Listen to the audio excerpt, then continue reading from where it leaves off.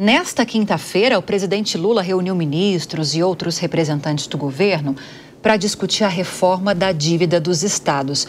E antes dessa reunião, o ministro da Fazenda, Fernando Haddad, falou com a imprensa sobre o assunto. Vamos acompanhar. O Senado fez um projeto próprio, não era o projeto da Fazenda. E o presidente está informado das diferenças entre o que nós tínhamos proposto e o que acabou sendo aprovado. Então, ele está a par dessas diferenças. O que nós estamos levando à consideração do presidente é que tudo que tem impacto primário seja vetado. E há alguns itens que têm impacto primário. E tem também o impacto sobre as finanças estaduais e as finanças federais. E de acordo com o ministro ainda, tudo o que tiver impacto primário nas contas públicas será vetado. O projeto de lei em discussão cria um novo regime de negociação dos débitos que os estados têm com a União. E a medida pode trazer um impacto fiscal bilionário para os cofres públicos. A proposta tem o objetivo de permitir que os governos endividados entrem no programa de pleno pagamento de dívidas dos estados, o PROPAG. A expectativa é que o presidente vete o trecho que permite aos governadores utilizarem recursos do Fundo Nacional de Desenvolvimento Regional para abater uma parte dos débitos.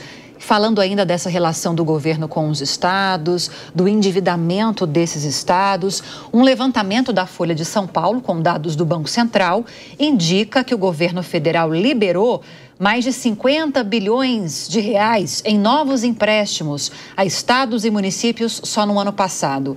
E esse valor representa um aumento nominal de 18,1% em relação ao ano anterior, 2023.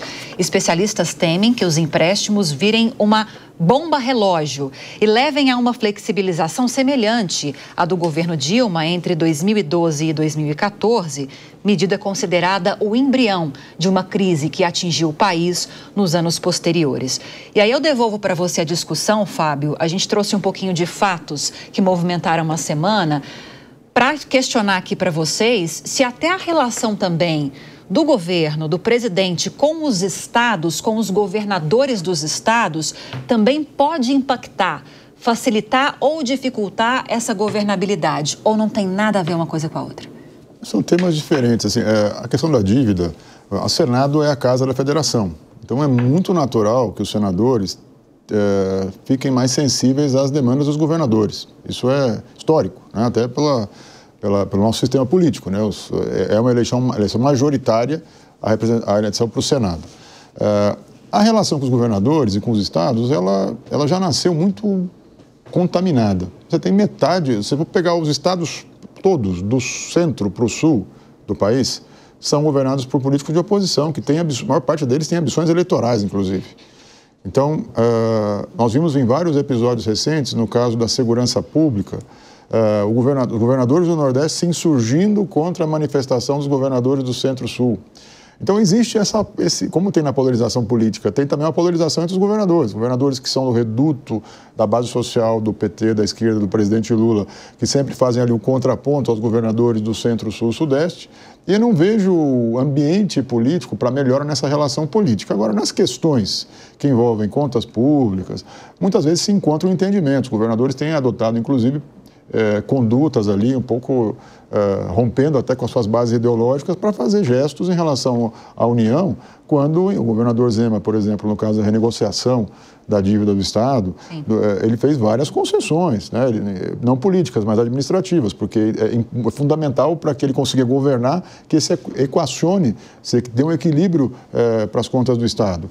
Então, eu vejo assim, no ambiente político eu não vejo uma possibilidade de melhora na relação com os governadores, porque está dado ali que o desenho agora é para 26, e para 26 você tem um clima de campanha já contaminando essa agenda. Agora, no aspecto econômico, sempre tem espaço para negociação. O que a gente está vendo nesse episódio que foi mencionado na reportagem é que o Senado, que é a casa em que o governo tem a maioria um pouco mais consistente, na Câmara isso é mais difícil, até no Senado, com todo esse controle da maioria do Senado que o governo tem, as decisões da agenda econômica passam ali por uma digestão política que muitas vezes vai na contramão do que o governo deseja. Então, mostra um pouco dos desafios que o governo vai ter no Congresso esse ano.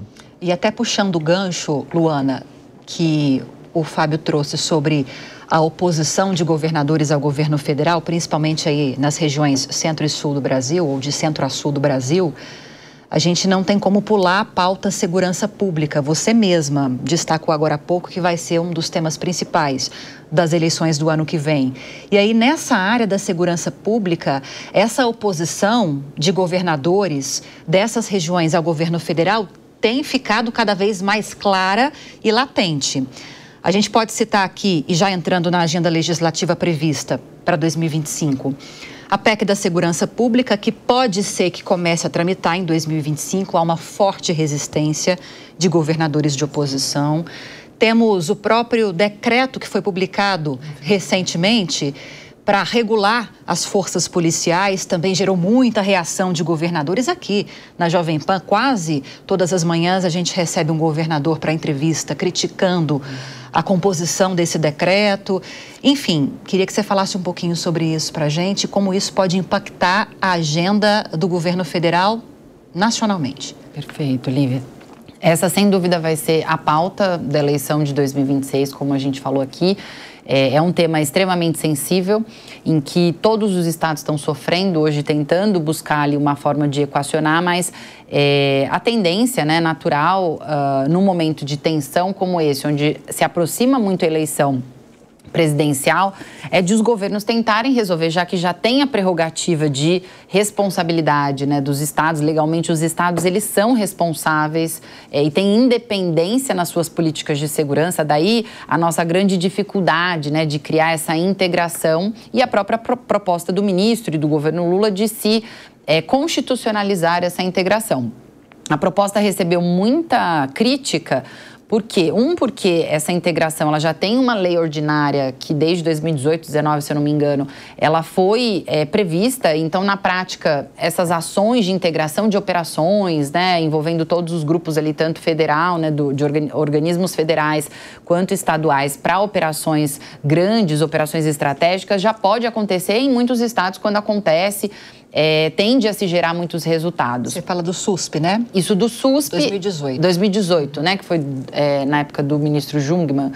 Eles, com essa legislação, já permitiram, já criou-se ali o arcabouço legal para as operações integradas. O que a PEC traz, além disso, é uma questão da própria PRF, por isso que o decreto, no final do ano, gerou tanta insatisfação e controvérsia, porque, no final, ele acaba colocando via decreto uma imposição ali de separar, né, bem claramente o papel da PRF, quando numa PEC ele está colocando um sinal contrário de integração e de maior responsabilidade da PRF em relação às operações estaduais, né, ultrapassando um pouco o papel só de patrulhamento rodoviário. Então, isso gerou uma tensão, e o que acontece, né? Para o governo atual recuperar o protagonismo, criar um protagonismo nesse tema, que é um tema que não tem historicamente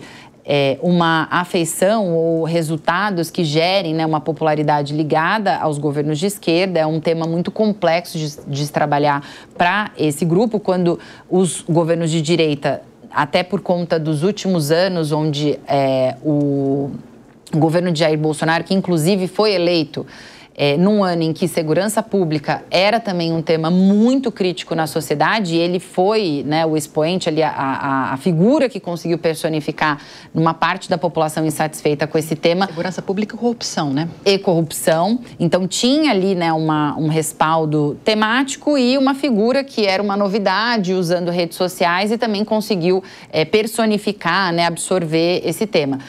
Então, se a direita conseguir, né, através dos governadores, que é onde tem mais liberdade de se colocar e implementar soluções que sejam visíveis para a sociedade. Se ali houver algum governador que se destaque nesse tema, esse governador, se tiver algum objetivo eleitoral, ele já sai à frente. E isso prejudica muito o outro lado, né, o governo atual, porque para ele vai se criar ainda mais um distanciamento da comunicação e da resposta para a sociedade em um tema que é caro, num ano complexo, um ano que vai gerar ainda muita polarização com os nomes que a gente tem visto aqui, né? Não é possível um cenário, como o Cristiano bem colocou, onde não se vai ter o Lula ou Bolsonaro ou como candidatos. Também concordo que Bolsonaro é muito difícil reverter o cenário de inelegibilidade, mas sendo fiadores de quem quer que seja, vai se continuar esse cenário acirrado. Então, é por isso que o tema da segurança pública, ele vem como uma pauta que pode criar algum crédito para o governo atual, mas ainda assim com muita dificuldade, porque, de novo, os governadores que têm aí, em sua maioria, oposição, como o Fábio trouxe, têm a condição de implementar medidas mais efetivas ou que gerem uma resposta mais rápida a tempo de ter o crédito político na eleição. E a gente tem um governo, Paulo, federal, que se apoia em casos recentes e que se multiplicaram em 2024 de violência policial, de letalidade policial. Os mais recentes concentrados aqui em São Paulo, mas é uma realidade que não está só no estado de São Paulo, na capital paulista. O governo se apoia nesses índices, nesses casos, para defender PEC da segurança, para defender esse decreto sobre o qual a gente está falando.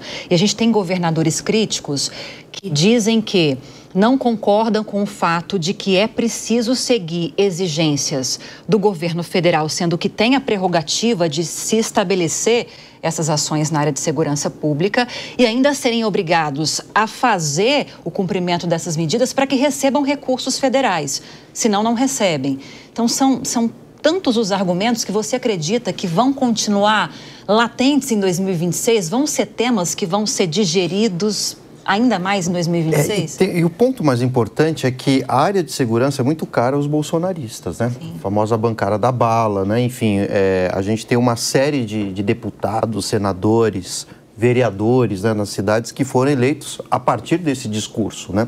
E que discurso era esse? De uma polícia com um cheque em branco, né? Uma carta branca, né? Ou seja, agir com mais rigor, com violência. E o Lula está entrando no vespeiro com essa discussão, né? Ou seja, muitos governadores, né, têm essa visão mais conservadora de que a polícia deve ter carta branca, fazer o que quiser contra supostos bandidos e tudo mais. Mas esses casos que a gente está vendo agora são casos que estão sendo revelados, né? Porque há um histórico de violência da polícia muito forte, que hoje é muito mais denunciado por conta de redes sociais, pessoas que gravam nas ruas. E a polícia militar, principalmente, é uma herança da ditadura militar, né?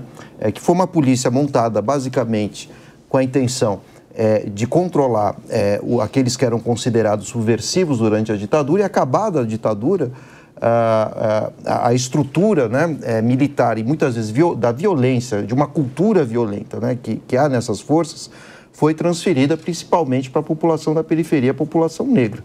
Isso é um fato, né?